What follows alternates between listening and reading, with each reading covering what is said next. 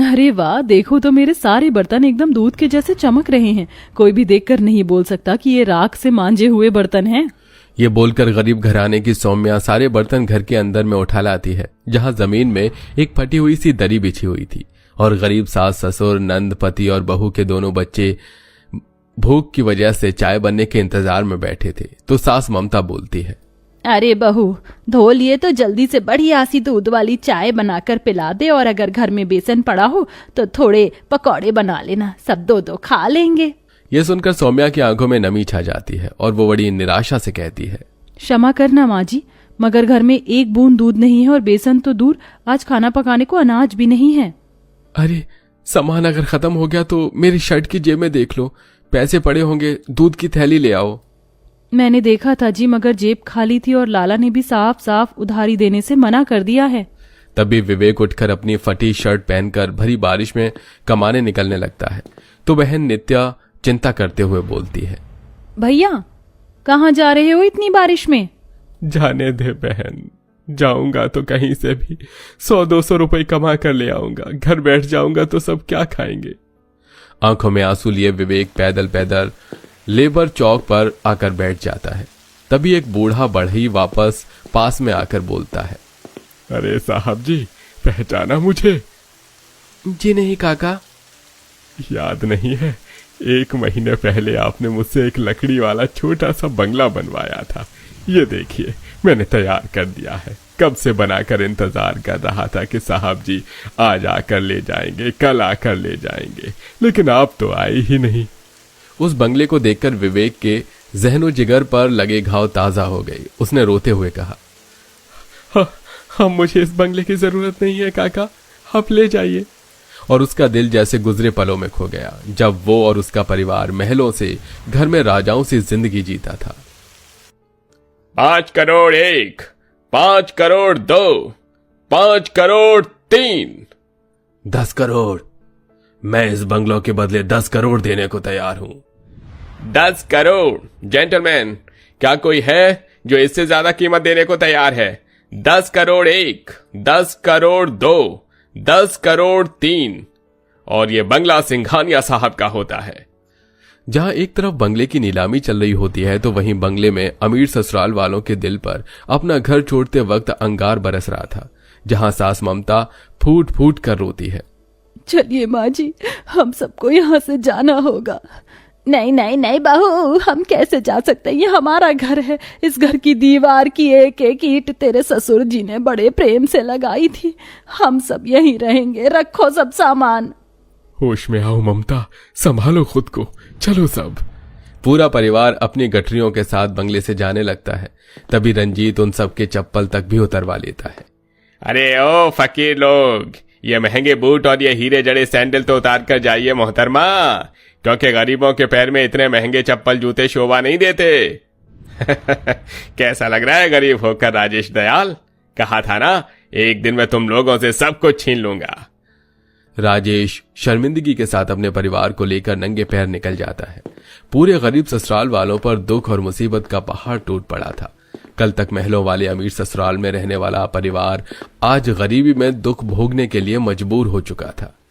जैसे तैसे दिन भर में 100-150 रुपया कमाकर विवेक थोड़ा आटा खरीद कर ला पाता है। तभी सूखे हुए मुंह से ममता पूछती है, बेटा तू आ गया? तेरे पिता ने दिन भर से कुछ नहीं खाया है, राशन लाया है ना? हाँ माँ, बड़ी मुश्किल से थोड़ा आटा ला पाया हूँ, दाल खरीदने के लिए पैसे नहीं बचे। सौम्या देख लेना क्या बनाओगी। कोई बात नहीं जी, थोड़ी चीनी चाय पत्ती पड़ी है, मैं लाल चाय और रोटी बना देती हूँ, सब खा लेंगे वहीं। फिर सौम्या चूल्हा जलाने का काफी जतन करती है, मगर गीली लकड़ी से चूल्हा सुलग नहीं पाता। पूरे मकान में धुआं धुआं मच जाता है। तब नंद उठकर कुछ ढूंढने लगती है। ये लो भाभी, थोड़ा सा मिट्टी का तेल डालकर तब सुलगाओ चूल्हा, ऐसे बात नहीं बनेगी। शुक्रिया नित्या। थोड़ी देर में बहू चूल्हा सुलगाकर रोटी, लाल चाय और रोटी बनाती है।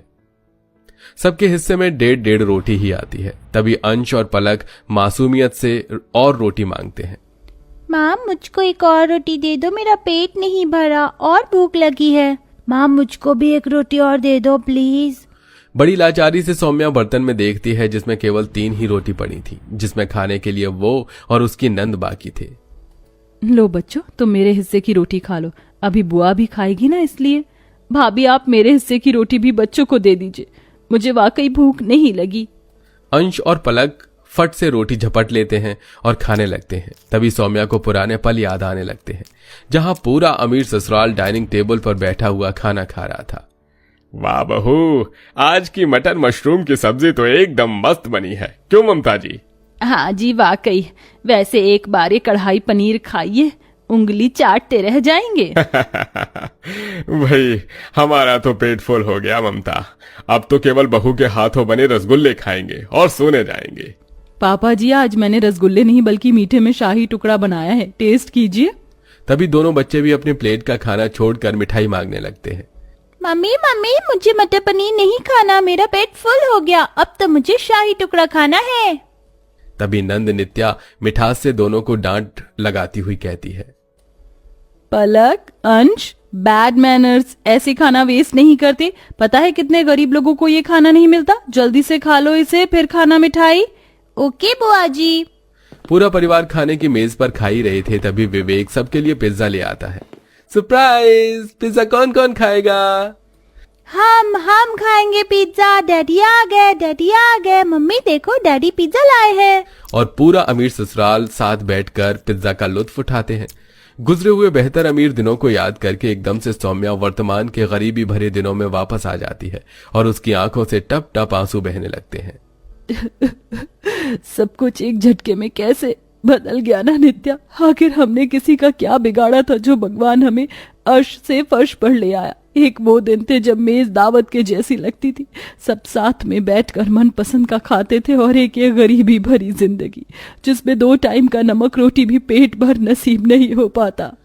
अपनी गरीब भाभी को टूटता बिखरता देखकर नित्या में दिलासा देती है।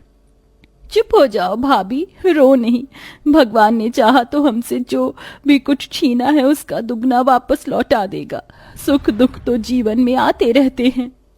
तभी वहीं घर पर पड़ोस की औरत आती है जो अपने साथ पूरे परिवार के लिए छोले भटूरे लाती है। अरे सौम्या बहन, रो क्यों रही हो? कुछ नहीं, बस पुराने दिन याद आ रहे हैं। ऐसे रो नहीं बहन, सब ठीक हो जाएगा। वैसे मैं ये छोले भटूरे लाई थी आप सबके लिए, घर पर बनाए थे तो सोचा आपके लिए भी ले चलूं। शुक्रिया बहन, जो तुमने सोचा। हम जब से आए हैं तब से आपको या किसी को कुछ नहीं दिया, माफ करना, हालात ही ऐसे हैं। अरे कोई नहीं बहन, जब तुम्हें सब कुछ मिल जाएगा वापस तो बस सबको पार्टी दे देना। हाँ बहन, क्यों नहीं। अच्छा मैं चलती हूँ। पड़ोस वाली औरत के जाने के बाद सबने मिलकर छोले भटूरे खाए और फिर बातों बातों में ससुर राजेश ने कहा, अरे बेटा, कोर्ट की तारीख का क्या हुआ? इस सप्ताह में कोर्ट में तारीख लगेगी पिताजी, अब सब कुछ भगवान के हाथ में है। इसी तरह गरीब ससुराल वालों के दिन काफी जद्दोजहद से गुजर रहे थे।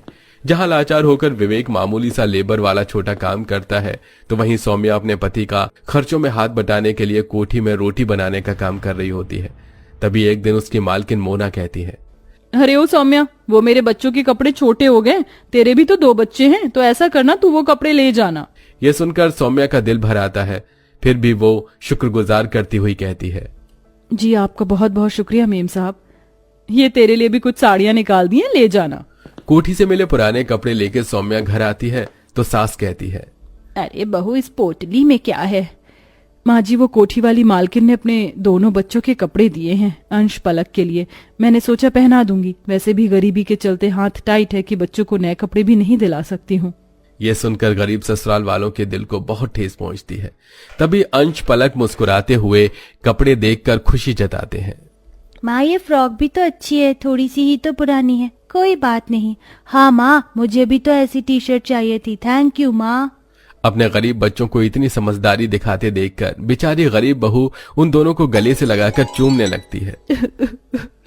मेरे प्यारे दुलारे बच्चों, हम सबके साथ साथ छोटी सी उम्र में तुम दोनों को भी बहुत गरीबी और दुख झेलना पड़ रहा है ना, अपनी माँ को माफ कर देना। और ऐसा कहकर वो पुराने दिनों में खो जाती है। बच्चों कहाँ हो, जल्दी आओ, मैं तुम्हारे लिए कपड़े लाई हूँ। सच में माँ? ये देखो हंस, तुम्हारी स्पाइडरमैन वाली टी शर्ट और पलक तुम्हारे लिए बाबी वाली ड्रेस अच्छी है ना। मॉल में ये बस इकलौते पीस थे जिन्हें अब तुम पहनोगे। थैंक यू माँ। अच्छे कपड़े पहनने वाले मेरे बच्चों को आज कैसे किसी और की उतरन पहननी पड़ रही है। भगवान, ये दिन किसी को ना दिखाना। बहाने हैं तो ये आंसू भगवान के आगे बहा, क्योंकि आज कोर्ट में हमारे मुकदमे की सुनवाई होनी है। भगवान सही फैसला सुनाए, जो हमारा था हमें मिल जाए। गरीब ससुराल वाले मन में आशा का दीपक जलाकर विनती करते हैं। कुछ ही देर में मुस्कुराते हुए चेहरे के साथ विवेक घर आता है। उसकी आंखों से झरझर आंसू गिर रहे थे। माँ, पिताजी, सौम्या, हम केस जीत गए। हमारा बंगला, हमारी इज्जत और हमारा कारोबार सब हमें वापस मिल गया। ये सुनकर गरीब ससुराल वाले खुशी के मारे फूले नहीं समाते। क्या सच में विवेक जी हम जीत गए? मतलब मेरा गरीब ससुराल अमीर हो गया। सब अपना सामान लेकर वापस से बंगले में जाने लगते हैं। उन्हें गरीब मोहल्ले से जाते देखकर आस पड़ोसी वाले स्नेह प्रेम से उन्हें विदा करते हैं और अंत में ससुराल वाले पहले की तरह शानो शौकत भरी अमीरी वाली जिंदगी जीने लग जाते हैं। बहू, तू ससुराल की लक्ष्मी है। तेरी प्रार्थनाओं की वजह से हमारा सब कुछ हमें मिल गया। बता, हम सब इस खुशी के मौके पर क्या करें? तब कुछ सोचकर सौम्या ने कहा, पिताजी, क्या हम गरीब लोगों के लिए अपने बंगले में दावत रख सकते हैं? गरीबी को इतने पास से जीने के बाद एहसास हुआ कितना कठिन होता है एक गरीब की जिंदगी जीना। बहू, तेरी इच्छा है तो हम गरीब लोगों को दावत जरूर खिलाएंगे। अंत में अमीर ससुराल वाले गरीबों के लिए दावत रखते हैं और आदर भावना से सबको पेट भरकर खिलाते हैं। अमीरी गरीबी जिंदगी की गाड़ी के दो पहिए हैं, इसलिए इंसान को दुख सुख दोनों भोगना पड़ता है। आशा है ये कहानी आपको पसंद आई होगी। आपने हमारी ये स्टोरी अकेले देखी या फिर किसी फैमिली मेंबर के साथ देखी? कमेंट में जरूर बताइएगा।